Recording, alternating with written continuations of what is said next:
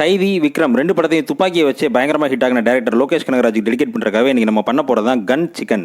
கடைக்கு போய் 2 leg piece சிக்கனை வாங்கி கொஞ்சோண்டு உப்பு, பாதி லெமன், 1 ஸ்பூன் மஞ்சப்பொடி போட்டு நல்லா இந்த மாதிரி தடவி ஒரு 1/2 மணி நேரத்துக்கு ஊற வச்சுருங்க. ஒரு பவுலில் 10 மிளகாய் தண்ணி போட்டு ஊற வச்சுருங்க. இஞ்சி, மிளகு, சோம்பு, சீரகம், முழு மல்லி இது எல்லாத்தையும் ஒன்றா போட்டு மிக்சியில் நம்ம ஏற்கனவே ஊற வச்ச மிளகாயும் போட்டு நல்லா ஒரு ஃபைன் பேஸ்ட் அரைச்சி வச்சுக்கோங்க. ஒரு உரல்கல்லில் 10 பீஸ் பூண்டை இந்த மாதிரி போட்டு நுணுக்கி வச்சுக்கோங்க. ஒருவேளை உரல்கல் இல்லைனா இந்த மாதிரி கத்திக்கட்டியில் வச்சு தட்டி போட்டுக்கோங்க.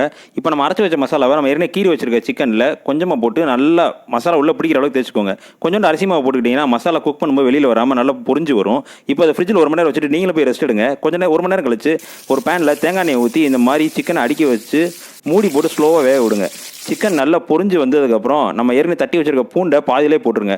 இப்போது நல்லா பரட்டி விடுங்க. 15 நிமிஷத்துக்கு ஸ்லோ ஃப்ளேமில் வேக வச்சிங்கன்னா நல்லா ஃபுல் டன்னாக சிக்கன் பஞ்சு மாதிரி வரும். இறக்கும்போது கருவேப்பிலை போட்டு இறக்கிடுங்க. நம்ம பொரிச்ச பூண்டு கருவேப்பிலாம் கார்னிஷ் மாதிரி போட்டு மொட்டை மாடியில் உட்காந்து இப்படி பிரித்து சாப்பிட்டீங்கன்னா சிக்கன் சும்மா பஞ்சாக வரும். பிரியாணி, தயிர் சாதம் எல்லாத்துக்கூட சாப்பிட்றதுக்கு செம்மையாக இருக்கும். உங்கள் மனசுக்கு பிடிச்சவங்க எல்லாத்துக்கும் இதை நீங்கள் செஞ்சு கொடுத்தீங்கன்னா சாப்பிட்டு பார்த்துட்டு அவங்களும் சொல்லுவாங்க, விக்ரம் ஆல் தி பெஸ்ட்.